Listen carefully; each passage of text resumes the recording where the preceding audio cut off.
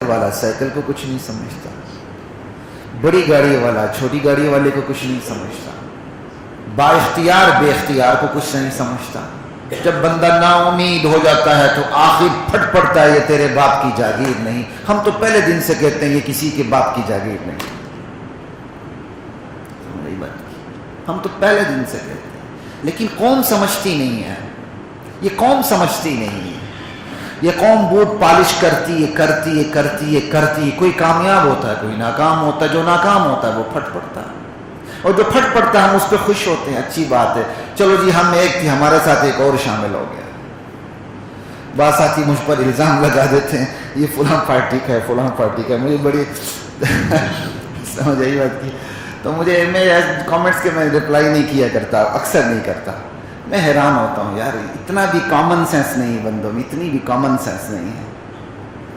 کسی کو عقل و شعور کا بھی سمجھ لیا کرو سمجھ آئی؟ ہر ایک کو آپ پارٹی کا ہی سمجھتے ہو، کوئی عقل و شعور کا نہیں ہو سکتا، صرف پارٹی کا ہی ہوگا۔ بچیں ان چیزوں سے۔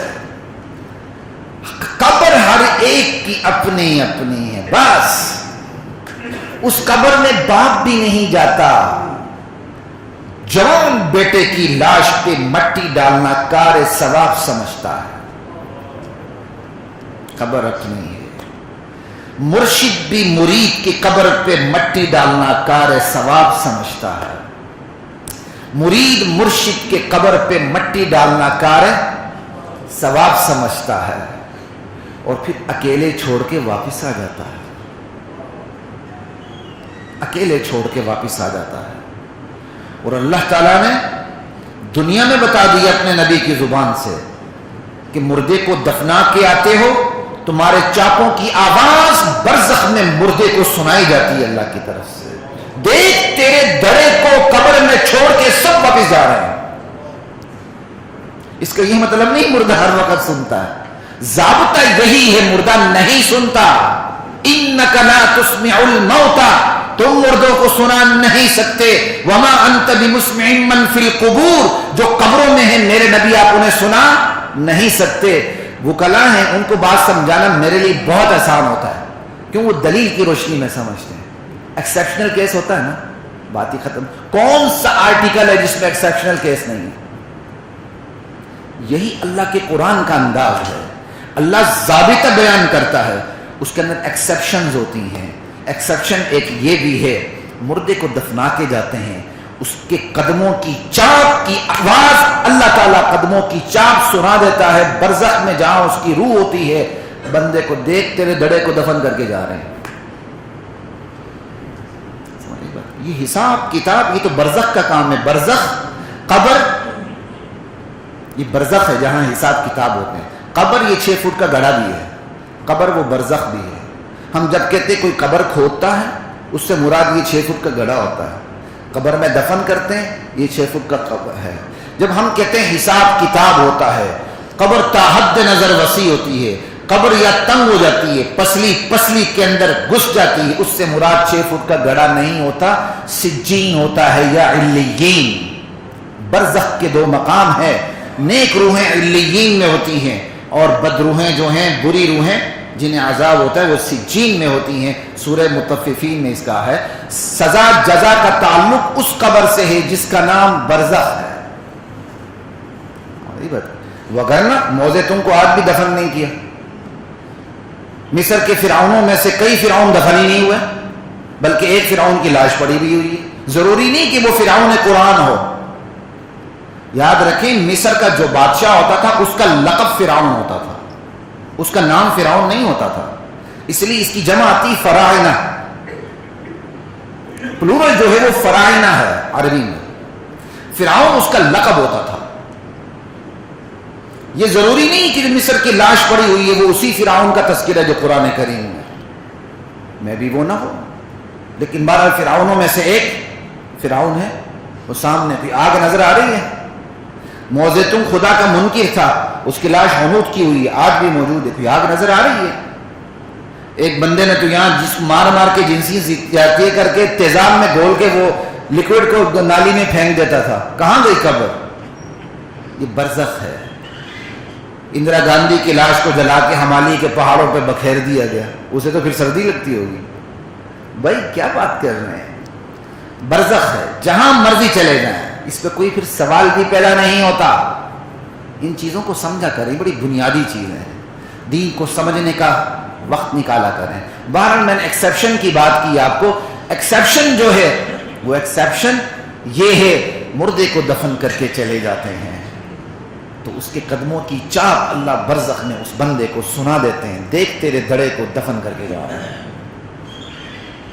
عبرت ہے یہ، اور یہ اللہ نے اپنے رسول کی زبان سے دنیا میں بتا دیا تاکہ رسول کی امت صلی اللہ علیہ وسلم، رسول کی امت عبرت پکڑے. تو حضرات کہنے کی بات یہ ہے، رمضان کے بعد اپنا سختی سے محاسبہ کریں. کم قسمتی میرا آخری عشرہ تو بہت کمزور گزرا ہے. میں کسر نفسی نہیں کر رہا، میں حقیقت بات کر رہا ہوں. اس لیے بھی کہہ رہا ہوں کہ مجھے نصیحت ملے، اگر آئندہ سال اللہ مجھے زندگی دے تو زیادہ بہتر گزرے. آخری عشرہ میرا کمزور گزرا، کچھ میرے ساتھ عوارضات، کچھ میرے کندھے میں تکلیف ہو گئی، اور بہرحال صرف کندھے تکلیف کی وجہ نہیں، بندہ ویسے ہی کمزور ہوتا، سیدھی سی بات. کئی دفعہ اعمال میں اس طرح دل نہیں لگتا جس طرح لگنا چاہیے. میں تو صاف کہتا ہوں کہ میرا آخری عشرہ تو بہت کمزور گزرا. آپ کی دعائیں رہیں تو انشاءاللہ اس کو وزن مل جائے گا انشاءاللہ. اس لیے میں آپ سے دعا کی درخواست کر رہا ہوں کہ میرے رمضان میں وزن آپ کی دعاؤں سے پڑے گا انشاءاللہ. اگر آپ اس منبر سے دین کو سمجھتے ہیں، کوئی نعمت آپ کو یہاں سے ملتی ہے، کوئی یہاں سے لوک ورثہ نہیں ملتا، کوئی آپ کو لوگ کہانیاں نہیں ملتی، تو پھر میرے حق میں بھی دعا کیجیے کہ اللہ میرے رمضان کے اعمال کو اپنی بارگاہ میں وزن عطا فرمائے. بہت بے وزن ہے، لیکن آپ کی دعائیں رہیں تو انشاءاللہ وزن ملے. یہ میں کسر نفسی نہیں کر رہا، آپ سے دعا کی درخواست کر رہا ہوں. ہر شخص اپنا محاسبہ کرے کہ بس رمضان تو مجھے بدلنے آیا تھا، میں کتنا بدلا ہوں. رمضان تقوی کے لیے آیا تھا، میرے اندر کتنا تقوی ہے.